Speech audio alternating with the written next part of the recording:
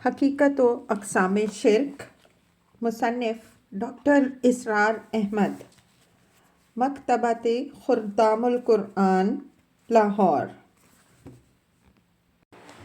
شرک فی الحقوق یا شرک فی العبادت۔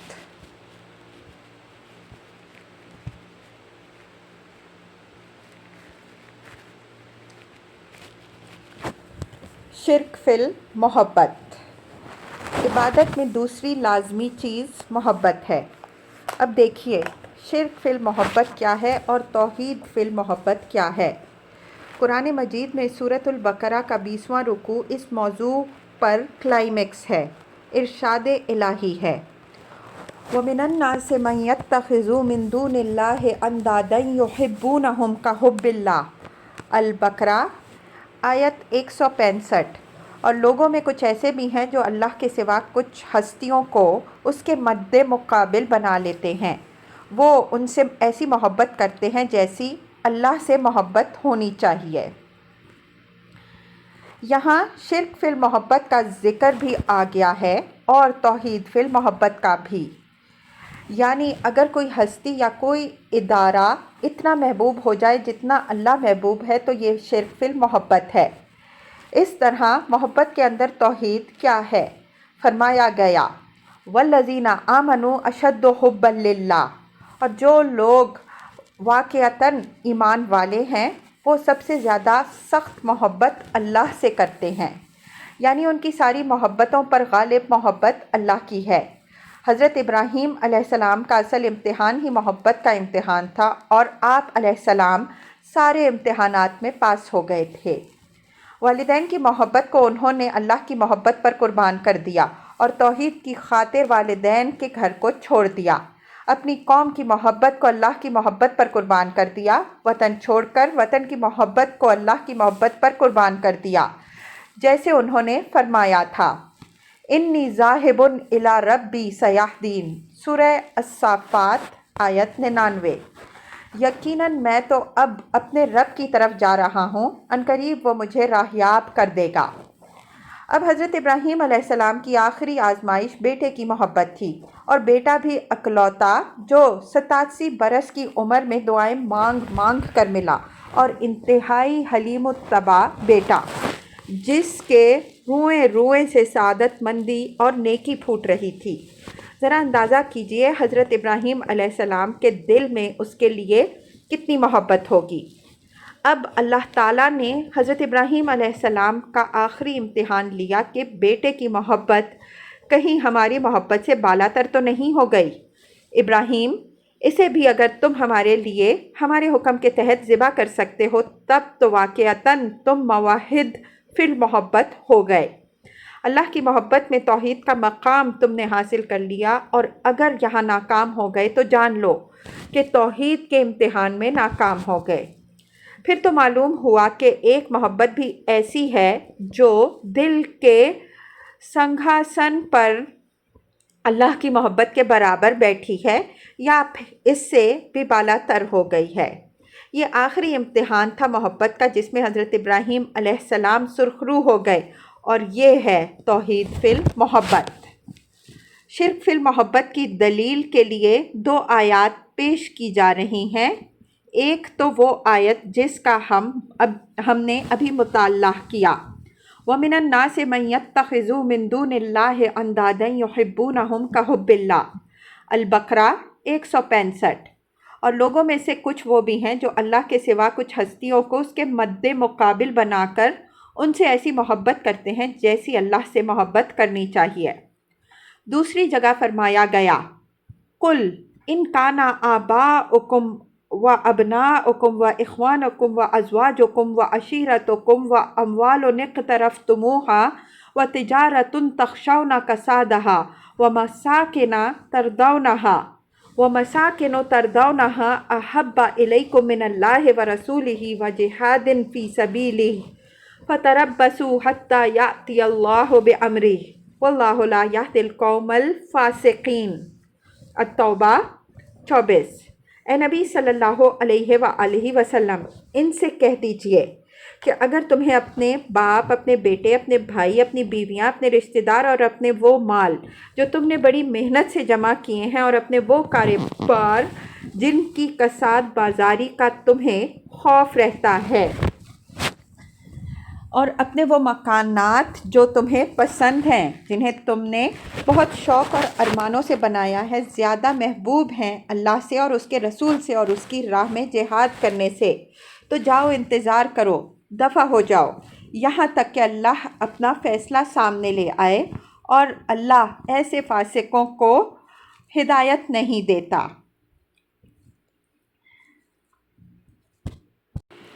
اس لیے کہ یہ مشرک ہیں، یہ شرک فی المحبت کے اندر مبتلا ہیں، انہیں یہ 8 چیزیں اللہ سے اور اس کے رسول صلی اللہ علیہ وآلہ وسلم سے اور اللہ کی راہ میں جہاد کرنے سے زیادہ محبوب ہیں۔ اب ذرا اس اصول کو الجبرا کے فارمولے کی طرح عملی زندگی میں اپلائی کیجئے۔ قرآن مجید میں فرمایا گیا، یا ایھا الذین آمنوا کونوا قوامین بالقسط شہداء للہ ولو علی انفسکم او الوالدین والاقربین۔ النساء آیت 135۔ اے اہل ایمان، انصاف کے علمبردار اور خدا کے واسطے کے گواہ بنو، اگرچہ وہ انصاف کی بات اور گواہی تمہارے اپنے خلاف یا والدین اور رشتہ داروں کے خلاف جاتی ہو۔ آپ اپنے گروہی اور فرقہ وارانہ تصورات لیے بیٹھے ہیں، ان پر ذرا سی آنچ آتی ہے تو آپ تلملا اٹھتے ہیں۔ اگر آپ کے بارے میں یہ کہا جائے کہ شرک سے بچے ہوئے آپ بھی نہیں ہیں تو بہرحال غصہ تو آئے گا، لیکن ذرا غور کیجئے اور حقیقت کو سمجھیے۔ دوسروں پر شرک کے فتوے جڑ دینا آسان ہے، دوسرے کی آنکھ کے اندر تنکا بھی نظر آ جاتا ہے، لیکن اپنی آنکھ کا شہتیر نظر نہیں آتا۔ قرآن مجید سے سمجھیے کہ شرک فی المحبت کیا ہے۔ مال سے انسان کو بہت محبت ہوتی ہے۔ نبی کریم صلی اللہ علیہ وآلہ وسلم نے ایک حدیث مبارکہ میں فرمایا، اسے آپ صلی اللہ علیہ وآلہ وسلم کی بد دعا بھی کہا جا سکتا ہے اور خبریہ کلام بھی قرار دیا جا سکتا ہے۔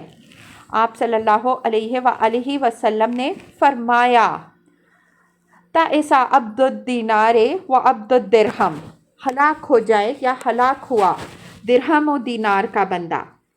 دیکھیے نبی اکرم صلی اللہ علیہ وآلہ وسلم نے یہاں عبد کا لفظ استعمال کیا ہے، جیسے سورۃ الفرقان کی آیت 43 اور الجاثیہ کی آیت 23 میں الہ کا لفظ لایا گیا ہے تاکہ کوئی اشکال و اشتباہ باقی نہ رہے، ادھر ادھر سے بچ نکلنے کا کوئی موقع نہ رہے۔ جیسے مال بہت محبوب ہے، جسے مال بہت محبوب ہے، اسے آپ صلی اللہ علیہ وآلہ وسلم نے عبد الدرہم اور عبد الدینار کہا ہے، اس لیے کہ وہ چاہتا ہے کہ بس مال آنا چاہیے، چاہے حلال سے آئے یا حرام سے۔ اب اگر آپ کے دل میں مال کی محبت اس قدر ہے تو آپ کا محبوب اور معبود مال ہوا، اس لیے کہ جو چیز محبوب ہے وہی معبود ہے۔ اب آپ کے معبود 2 ہو گئے، آپ اللہ کے لیے بھی سجدے کرتے ہیں اور مال بھی آپ کا معبود ہے، اگرچہ آپ لکشمی دیوی کو نہیں پوجتے، خود اس کے پجاری بھی نہیں، اس لکشمی کو پوجتے نہیں بلکہ دولت کو پوجتے ہیں۔ لکشمی تو در حقیقت ان کے ہاں ایک علامت ہے، پجاری تو اصل میں وہ دولت ہے، دولت کے ہیں۔ اسی طرح ہم نے بھی اگرچہ لکشمی کو دیوی قرار دے کر اس کی مورتی نہیں بنائی، لیکن اس کی پوجا کا جو اصل مقصود ہے وہ تو ہم کر رہے ہیں۔ لہٰذا نبی اکرم صلی اللہ علیہ وآلہ وسلم نے فرمایا، ہلاک ہو گیا یا ہلاک ہو جائے درہم و دینار کا بندہ۔ اب چاہے اس نے اپنا نام عبداللہ یا عبد الرحمن رکھا ہو، لیکن اس کی اصل اور معنوی شخصیت عبد الدینار اور عبد الدرہم کی ہے۔ یہ خالص انفرادی سطح کی بات ہے، اور محمد رسول اللہ صلی اللہ علیہ وآلہ وسلم یہ بات فرما رہے ہیں۔ اجتماعی سطح پر شرک فی المحبت کی صورت۔ اجتماعی سطح پر دیکھیے کہ توحید فی المحبت کیا ہے اور شرک فی المحبت کیا ہے۔ اس دور کے جو اجتماعی تصورات ہیں ان میں ایک تصور وطن کی بنیاد پر قوم پرستی نیشنلزم کا ہے۔ پچھلے زمانے کی قوم پرستی اکثر و بیشتر نسل کی بنیاد پر ہوتی تھی اور جو تصادم ہوتا تھا وہ بھی نسلی بنیاد پر ہوتا تھا، جبکہ 19ویں اور 20ویں صدی کا جو سب سے بڑا سیاسی تصور یورپ نے دیا ہے وہ وطنی قوم پرستی کا تصور ہے کہ ایک وطن کے اندر رہنے والے سب ایک قوم ہیں اور مذہب ہر ایک کا ذاتی مسئلہ ہے، چاہے کوئی ہندو ہو، سکھ ہو، پارسی ہو، عیسائی ہو، اس سے حکومت کو بحث نہیں ہے۔ ریاست سیکولر ہے، ریاست کا مذہب سے کوئی تعلق نہیں۔ ہاں، جو بھی اس حدود کے اندر رہنے والے ہیں ان کی قومیت نیشنلٹی مل جائے گی کہ وہ اس وطن کے رہنے والے ہیں اور اس ریاست کے شہری ہیں۔ اب ظاہر بات ہے کہ ہر اجتماعیت کو لازماً کوئی چیز ایسی چاہیے جو مرکز محبت بن جائے، اس لیے کہ اگر کسی چیز کے ساتھ جذباتی لگاؤ نہیں ہوگا تو اس کے ساتھ کیسے جڑیں گے، کیسے بنیان مرصوص بنیں گے، خطرات کا مقابلہ کیسے کریں گے؟ لہٰذا اس دور میں جو اصل معبود تراشا گیا ہے وہ وطن ہے۔ وطن کی محبت اور عظمت کے گن گائے جاتے ہیں، وطن کی آن پر کٹ مارنے کا درس دیا جاتا ہے، وطن کا نعرہ لگایا جاتا ہے، وطن کے جھنڈے کے سامنے باادب کھڑے ہو کر اسے سلامی دی جاتی ہے، وطن کا ایک ترانہ حمد بھی ہوتا ہے جس کو قومی ترانہ کہا جاتا ہے۔ یہ مذہب وطنیت ہے جس کے یہ مراسم عبودیت ہیں۔ یہ اس دور کا نیا شرک ہے اور اس کو ہمارے علماء میں سے کوئی نہیں سمجھ پایا۔ میں علامہ اقبال کی عظمت فکر کا اسی لیے قائل ہوں کہ اس حقیقت کو سمجھنے والے اس دور میں صرف علامہ اقبال تھے۔ جس طرح انہوں نے حاکمیت اعلیٰ کے نظریے کو واضح کیا ہے، اسی طرح انہوں نے وطنیت کے بت پر کاری ضرب لگائی ہے۔ ملاحظہ ہو، اس دور میں اور ہے جام اور ہے جم اور، ساقی نے بنا کی روش لطف و ستم اور، مسلم نے بھی تعمیر کیا اپنا حرم اور، تہذیب کے آزر نے تراشوائے صنم اور، ان تازہ خداؤں میں بڑا سب سے وطن ہے، جو پیرہن اس کا ہے وہ مذہب کا کفن ہے۔ اقبال کے جذبہ اور احساس کی شدت کا عالم دیکھیے، اس لیے کہ ان کا مشاہدہ بہت گہرا تھا۔ انہوں نے سمجھ لیا تھا کہ کتنا پانی دریائے راوی کے پل کے نیچے سے گزر چکا ہے۔ اب لات، منات، عزا اور حبل کی پوجا کا زمانہ گزر چکا ہے۔ ان بتوں کے پجاری آج نہیں ملیں گے۔ آج پوجا کسی اور شے کی ہو رہی ہے اور اس جگہ پر سب سے بڑا بت وطن ہے۔ اب ہمارے ہاں بھی یہ سب کچھ ہو رہا ہے، اس لیے کہ ہم نے ان چیزوں کی حقیقت پر غور نہیں کیا۔ یہ جھنڈے کی سلامی چہ معنی دارد، یہ دراصل وطن کے مراسم عبودیت میں سے ہے کہ جب قومی ترانہ گایا جا رہا ہو تو آپ جھنڈے کے سامنے ساکت و صامت کھڑے ہو جائیں۔ یہ گویا وطن کی نماز ہے جو پڑھی جا رہی ہے اور ہم نے اسے سمجھا نہیں ہے۔ ہر مذہب میں اپنے معبود کے ساتھ محبت کے اظہار اور اس کی عظمت کے اقرار کے لیے کچھ شکلیں اختیار کی جاتی ہیں، اسی طرح وطن کی محبت کے اظہار اور اس کی عظمت کے اقرار کے لیے اس کے جھنڈے کو عاجزی کے ساتھ سلامی دی جاتی ہے۔ یہ مذہب وطنیت جو یورپ کا ایجاد کردہ تھا، اس کی تمام مذہبی رسومات، ریچولز کو ہم نے جوں کا توں قبول کر لیا ہے۔ یہ اس مذہب کی رسومات ہیں جس کا معبود وطن ہے۔ اس کے بارے میں اقبال نے مزید کہا، یہ بت کے تراشیدہ تہذیب نوی ہے، غارت گرے کا شانہ دین نبوی ہے، بازو تیرا توحید کی قوت سے قوی ہے، اسلام تیرا دیس ہے تو مصطفوی ہے، نظارہ دیرینہ زمانے کو دکھا دے، اے مصطفوی خاک میں اس بت کو ملا دے۔ وطن کے اس بت کو خاک میں ملا دینا علامہ اقبال کا پیغام ہے۔ دیکھیے، وطن آپ کا معبود کیسے ہوا؟ اس لیے کہ آپ کی محبت کا مرکز وطن بن گیا۔ اب آپ کے نزدیک جو شے وطن کے لیے اچھی ہے وہ اچھی ہے، چاہے فی نفس ہی وہ جائز ہو یا ناجائز ہو۔ وطن کے لیے آپ کو دوسروں پر ظلم کرنا پڑ رہا ہے تو آپ کر رہے ہیں، اپنے وطن کی جے بولی جا رہے ہیں۔ کبھی اعلیٰ حبل کے نعرے لگا کرتے تھے، لیکن اب وطن کے نعرے ہیں۔ اس زمین نے در حقیقت آج دیوتا کی شکل اختیار کر لی ہے اور اس کی بنیاد میں قومیت کا تصور ہے، جو آج کے اجتماعی تصورات میں اہم ترین تصور ہے۔ بہرحال توحید فی المحبت یہ ہے کہ محبت کا اصل مرکز ذات باری تعالیٰ ہو، تمام محبتیں اس کے تابع ہو جائیں، اور شرک فی المحبت یہ ہے کہ کسی شخص یا کسی ادارے یا کسی شے کی محبت اللہ کی محبت کے ہم پلہ ہو جائے یا اس سے بالا تر ہو جائے۔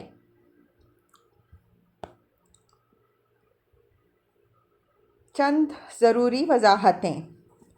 حقیقت و اقسام شرک کے اس مفصل سلسلہ گفتگو کے تحت گزشتہ نشست میں ہم نے شرک کی معین کردہ اقسام میں سے تیسری اور آخری قسم، شرک فی الحقوق یا بالفاظ دیگر شرک فی العبادت پر گفتگو کی تھی، اور عبادت کے دو اجزاء ترکیبی اطاعت اور محبت کے حوالے سے میں نے اصولی اور بنیادی باتیں بیان کر دی تھیں۔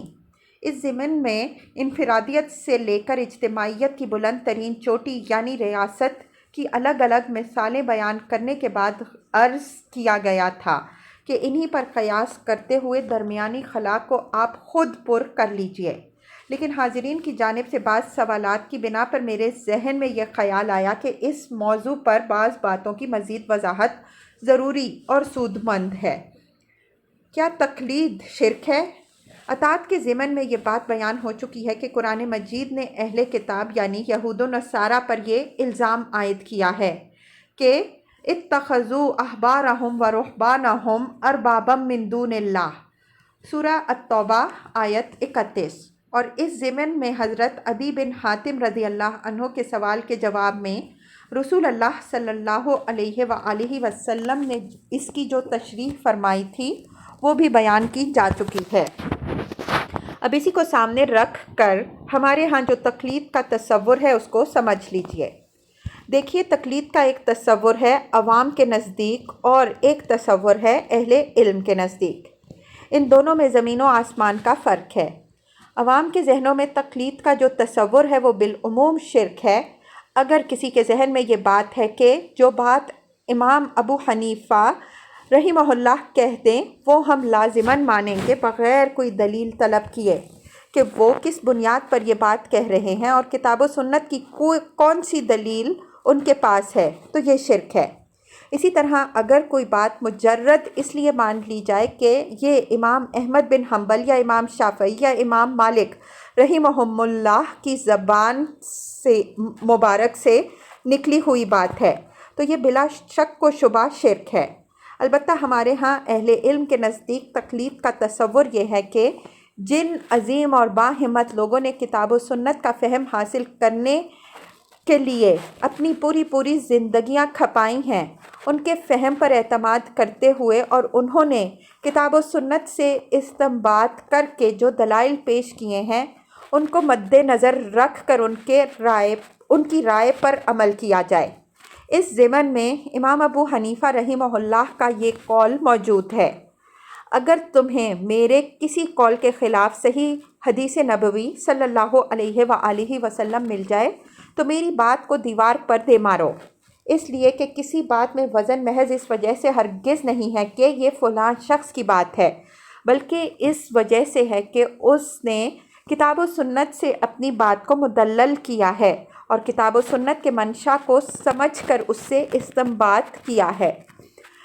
یہی وجہ ہے کہ ہمارے ہاں امام اعظم ابو حنیفہ رحمہ اللہ کے اولین شاگردوں قاضی ابو یوسف رحمہ اللہ اور امام احمد رحمہ اللہ نے اپنے استاد امام ابو حنیفہ رحمہ اللہ سے اختلاف کیا ہے، اور آج دنیا میں جو فقہ حنفی موجود ہے وہ اکثر و بیشتر امام ابو حنیفہ رحمہ اللہ کی رائے پر نہیں ہے، بلکہ صاحبین یعنی قاضی ابو یوسف رحمہ اللہ اور امام محمد رحمہ اللہ کی رائے پر ہے۔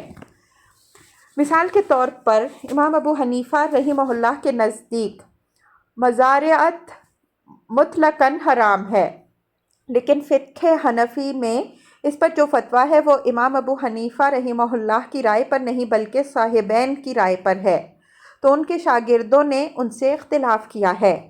ہمارے ہاں جب تک تقلید کے معاملے میں یہی طرز عمل رہا تو ایک صحت مند فضا رہی۔ اس کے بعد ایک دور آیا کہ علماء نے اس خطرے کو پیش نظر رکھتے ہوئے کہ اب علم کی کمی ہو گئی ہے، حرص و ہوا کا زور ہو گیا ہے، جس کی وجہ سے اجتہاد میں خطرات زیادہ ہیں، یہ کہا کہ اب نئے اجتہاد کے بجائے علماء سلف کے اجتہاد ہی پر عمل کیا جائے۔ تو یہ ایک احتیاط ہے جو اس دور میں علماء نے اختیار کی ہے، لیکن اس میں بھی اہل علم کے نزدیک کوئی شخص اپنی ذات میں مطاع ہرگز نہیں ہے، بلکہ کتاب و سنت کی بنیاد پر ہی اس کی بات مانی جائے گی۔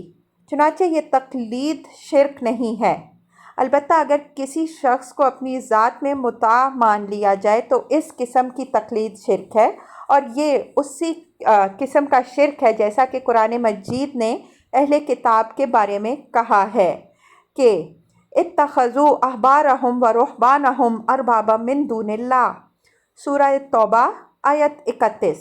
انہوں نے یعنی یہود و نصارہ نے اللہ کو چھوڑ کر اپنے علماء اور صوفیوں کو رب بنا لیا، اس لیے کہ دو ہی طبقے مذہبی ہوتے ہیں، علماء اور صوفیاء۔ ہمارے ہاں بھی تصوف کے میدان میں یہ گمراہ کن تصور موجود ہے کہ مرشد کو اپنی ذات میں مطاع مان لیا گیا ہے۔ اس میدان میں شاعری کے ذریعے بہت فتور اور گمراہی پھیلی ہے، اور اس طرح کی باتیں زبان زدِ عوام و خواص ہو گئی ہیں کہ بَمیں سجادہ رنگی کن کرت پیر مغاں گوید، یعنی اگر تمہارا مرشد تم سے کہے کہ تم اپنی جانماز کو شراب سے رنگی کر دو تو کر دیا کرو۔ اِنَّا لِلَّهِ وَإِنَّا إِلَيْهِ راجعون، یہ تصور خالص شرک ہے۔ کوئی چاہے مرشد ہو، عالم ہو، حاکم ہو، مجتہد ہو، کسی کی بات بھی اگر مانی جائے گی تو کتاب و سنت کے دائرے کے اندر اندر مانی جائے گی اور قرآن و حدیث کی دلیل سے مانی جائے گی۔ اگر طرز عمل یہی ہے تو یہ توحید ہے، اور اگر اس کو کہیں سے بھی اور کسی پہلو سے بھی مجروح کر دیا جائے تو یہ شرک ہے۔ محبت اور پرستش میں فرق۔ اب آئیے محبت کے معاملے میں جو عملی پہلو ہیں ان پر غور کر لیجئے۔ جان لیجئے کہ محبت اور چیز ہے اور پرستش اور چیز ہے۔ نوٹ: ماں سوا اللہ کے لیے لفظ عبادت کے بجائے لفظ پرستش استعمال ہوتا ہے، اور میں سمجھتا ہوں کہ یہ ایک طرح کی دیانت ہے۔ چنانچہ وطن کی محبت اور چیز ہے، وطن کی پرستی اور چیز ہے۔ وطن سے محبت اپنی جگہ ایک مطلوب اور قابل قدر جذبہ ہے۔ جسے وطن سے محبت نہ ہو وہ شخص بڑا بے غیرت ہے۔ جسے والدین سے محبت نہ ہو وہ شخص بڑا بے حمیت ہے۔ اپنے قبیلے اور قوم سے محبت نہ ہو تو ایسا شخص بے غیرت اور بے حمیت ہے۔ اب اگر یہ تمام محبتیں اللہ کی محبت کے تابع رہیں اور اللہ کی محبت ان سب کے اوپر ہو تو یہ توحید فی المحبت ہے۔ اس کے برعکس اگر ایک محبت بھی اللہ کی محبت سے بالا تر ہو جائے یا برابر بھی ہو جائے تو وہ شرک فی المحبت ہے۔ اسی طرح سے ایک اور پرستش ہے شخصیت پرستی۔ یہ بھی کوئی کم درجے کا شرک نہیں ہے۔ اگر کسی شخص کی محبت اور عقیدت آپ کو اندھا اور بہرا کر دے اور اس کی ہر بات آپ کے لیے سند ہو، اس کی رضا جوئی ہی آپ کے پیش نظر رہے تو یہ شخصیت پرستی ہے اور یہ یقیناً شرک ہے۔ یہی بات نبی اکرم صلی اللہ علیہ وآلہ وسلم نے فرمائی ہے: حُبُّکَ الشیء یعمی ویسم، تیرا کسی شے سے محبت کرنا تجھے اندھا اور بہرا بنا دیتا ہے۔ یہی محبت آج شخصیت پرستی کی شکل میں دنیا میں رائج ہے، اور قابل غور بات یہ ہے کہ اس کو باقاعدہ ایک سیاسی تصور، پولیٹیکل کانسیپٹ کی حیثیت سے دنیا میں ڈیولپ کیا گیا ہے۔ گاندھی جی کے 80 گز اونچے مجسمے کوئی مشغلے ہابی کے طور پر نہیں تراشے گئے ہیں، بلکہ اس وجہ سے تراشے گئے ہیں کہ اس شخص کی عظمت لوگوں کے ذہنوں میں نقش ہو جائے اور اس سے محبت اور عقیدت رکھنے والے سب ایک دوسرے سے جڑے رہیں، جس طرح وطن کی محبت اہل وطن کو مستحکم کرنے اور ایک دوسرے کے ساتھ جوڑنے والی شے ہے، یونیفائنگ فورس ہے۔ یہ شخصیت پرستی دنیا میں پہلے بھی ہوتی رہی ہے اور اب بھی ہوتی ہے۔ اس کو ہیرو ورشپ کا خوبصورت نام دیا گیا ہے۔ ہمارے ہاں مسلم لیگ کے زعماء میں سے ایک صاحب کا حال یہ تھا کہ وہ کبھی نماز کے قریب تو پھٹکے نہیں تھے، لیکن ان کا اپنا کہنا یہ تھا کہ میں تو صبح ہی صبح قائد اعظم کی تصویر کو سلام کرتا ہوں اور بس یہی میری نماز ہے۔ اب یہ شخصیت پرستی، ہیرو ورشپ نہیں تو اور کیا ہے؟ اگر کوئی غیر یہ بات کرے تو ہم کہتے ہیں کہ وہ بت پرست ہے، اور ہم ایسی بات کر کے بھی سمجھتے ہیں کہ ہم تو موحد کامل ہیں اور اس سے ہماری توحید میں کوئی رخنہ پیدا نہیں ہوتا۔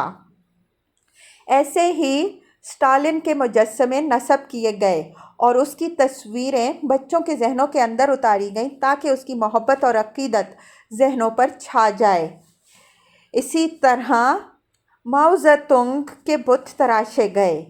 تو یہ سب انسان پرستی اور شخصیت پرستی ہے اور یہ ختم نہیں ہوئی، آج بھی اس کا وجود باقی ہے۔ آج کے زمانے میں ایک اور محبت نظریے کی محبت ہے۔ اگر کسی تصور یا نظریے کی محبت، چاہے وہ اشتراکیت کا نظریہ ہو یا کوئی اور انقلابی نظریہ ہو، انسان کے ذہن پر اس طرح غالب اور مستولی ہو جائے کہ اس کا جینا اور مرنا اللہ کے بجائے اس کے نظریے کے لیے ہو جائے تو معاذ اللہ یہ اس نظریے کی پرستش ہے، گویا ایک نظریے اور ایک نظام کو پوجا جا رہا ہے۔ کسی نے بڑا پیارا شعر کہا ہے، ایک تصور کے حسن مبہم پر ساری ہستی لٹائی جاتی ہے، زندگی ترک آرزو کے بعد کیسے سانسوں میں ڈھالی جاتی ہے۔ انسان کے اندر جب تک کوئی آرزو نہ ہو، کوئی آدرش نہ ہو، کوئی نصب العین نہ ہو تو جینے کا مزہ ہی کیا ہے؟ پھر تو وہ انسان نہیں بلکہ حیوان ہے۔ اس کی زندگی محض سانسوں میں ڈھالی ہوئی زندگی ہے، وہ محض ہیومن ویجیٹیبل ہے۔ لیکن نصب العین صرف ایک ہی صحیح ہے اور وہ اللہ کی محبت کا نصب العین ہے۔ جب کوئی اور نصب العین اس کی جگہ پر آ کر منطبق ہو گیا تو یہی شرک ہے۔ جیسے ارشاد الہی ہے، وَمِنَ النَّاسِ مَن يَتَّخِذُ مِن دُونِ اللَّهِ أَندَادًا يُحِبُّونَهُمْ كَحُبِّ اللَّهِ وَالَّذِينَ آمَنُوا أَشَدُّ حُبًّا لِلَّهِ۔ البقرہ 165۔ اور لوگوں میں سے کچھ ایسے بھی ہیں جو اللہ کے سوا کچھ اور ہستیوں کو اس کے مد مقابل بنا لیتے ہیں اور ان سے ایسی محبت کرتے ہیں جیسی اللہ سے محبت ہونی چاہیے۔ اور جو لوگ واقعتاً ایمان والے ہیں وہ سب سے زیادہ سخت محبت اللہ سے کرتے ہیں۔ میں یہ بات عرض کر چکا ہوں کہ وطنیت کا نظریہ اس دور کے بہت بڑے شرک کی حیثیت سے ابھر کر سامنے آیا ہے، لیکن ہمارا کوئی بھی عالم دین اس کو نہیں سمجھ سکا۔ اس کا سبب یہ ہے کہ ہمارے علماء نے بدقسمتی سے مغرب کے فلسفے کا مطالعہ نہیں کیا۔ یہ اپنے تصورات کے پیش نظر یہ سمجھتے رہے کہ وطنیت، نیشنلزم شاید حب الوطنی ہے، لیکن اس دور میں علامہ اقبال نے اس کو خوب سمجھا۔ ان کا بڑا پیارا شعر ہے، میری نوائے پریشاں کو شاعری نہ سمجھ کہ میں اس آگ میں ڈالا گیا ہوں مثل خلیل۔ یعنی میں جدید تہذیب و تمدن اور جدید عمرانی نظریات کی آگ میں ڈالا گیا ہوں، جیسے ابراہیم علیہ السلام کو آگ میں ڈالا گیا تھا۔ میں جانتا ہوں کہ مغرب کے ان نظریات اور فلسفے کے پس پردہ کیا کچھ ہے جو اس اجتماعی زندگی کی بنیاد بنے ہیں، اور مسلمان امت کو اس سے آگاہ کرنا اور ان کا رد کرنا میرا امتحان ہے۔ علامہ اقبال کو اس چیز کا براہ راست مشاہدہ تھا، جبکہ ہمارے علماء اس کو نہیں سمجھ سکے۔ یہ کتاب و سنت کے علم سے خوب واقف ہے۔ میں کہا کرتا ہوں کہ علم دین کے اعتبار سے ہمارے علماء کی شخصیتیں منگلا ڈیم اور تربیلا ڈیم جیسی ہیں، لیکن جب تک یہ علم اس دور کی زمین تک نہ پہنچے تو وہ ڈیم میں کھڑے پانی اس اس پانی کے مانند ہے جو تب ہی فائدہ مند ہوتا ہے جب وہ زمین تک پہنچے۔ اس اہم کام کے لیے تقسیم کے ذرائع ڈسٹریبیوشن چینلز درکار ہیں جو اس علم کو آگے پہنچائیں، لیکن بدقسمتی سے وہ چینلز آج نہیں رہے۔ رابطے کا ایک خلا گیپ آف کمیونیکیشن بیچ میں حائل ہے کہ بات آگے پہنچ نہیں پا رہی۔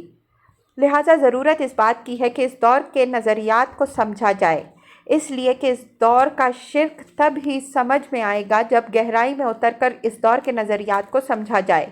یہ بات اگرچہ چھوٹی اور غیر محسوس ہوتی ہے، لیکن بعض بظاہر چھوٹی باتیں تل کی اوٹ میں پہاڑ کی مانند ہوتی ہیں۔ ایک صاحب نے جھنڈے کی عظمت اور اس کے وقار کو بچانے کی بات کی ہے۔ یہ بات اپنی حد تک درست بلکہ ضروری ہے، لیکن جھنڈے کو دیکھ کر کھڑے ہو جانا، اسے سلامی دینا، یہ ثابت کیجئے کہ محمد رسول اللہ صلی اللہ علیہ وآلہ وسلم سے یہ تو قنوت للعلم ہے کہ آپ جھنڈے کے آگے ہاتھ باندھ کر باادب کھڑے ہو جائیں۔ یہ میرے نزدیک شرک ہے، ورنہ جھنڈے کی عظمت اور وقار کو بچانا اپنی جگہ مسلم ہے۔ جیسے حضرت مصعب بن عمیر رضی اللہ عنہ نے غزوہ احد میں اپنی جان کی قربانی دے دی لیکن جھنڈے کو نہیں گرنے دیا، ایسے ہی حضرت زید بن حارثہ اور حضرت جعفر طیار رضی اللہ عنہما نے کیا، لیکن جھنڈے کو سلامی دینا اور اس کے لیے خشوع و خضوع کے ساتھ کھڑے ہو جانا قطعاً جائز نہیں۔ حضرت محمد رسول اللہ صلی اللہ علیہ وسلم نے تو اپنے لیے کھڑے ہونے سے بھی صحابہ کرام رضی اللہ عنہم اجمعین کو منع فرما دیا تھا۔ حضرت ابو امامہ رضی اللہ عنہ سے روایت ہے کہ ہم نبی اکرم صلی اللہ علیہ وآلہ وسلم کے تشریف لانے پر آپ صلی اللہ علیہ وآلہ وسلم کے لیے احتراماً کھڑے ہو گئے تو آپ صلی اللہ علیہ وآلہ وسلم نے فرمایا: لا تقوموا كما تقوم الأعاجم يعظم بعضها بعضا، تم میرے تشریف لانے پر کھڑے نہ ہو جایا کرو جیسے کہ اجمی لوگ ایک دوسرے کی تعظیم کے لیے کھڑے ہو جاتے ہیں۔ سنن ابی داؤد کتاب الادب باب فی قیام الرجل للرجل۔ تو حب الوطنی اور چیز ہے اور وطن پرستی اور چیز ہے۔ ان دونوں چیزوں میں جب تک فرق نہیں کریں گے اور ان کو علیحدہ علیحدہ اپنے اپنے مقام پر نہیں رکھیں گے تو ذہنوں میں لازماً اشکال پیدا ہو جائیں گے۔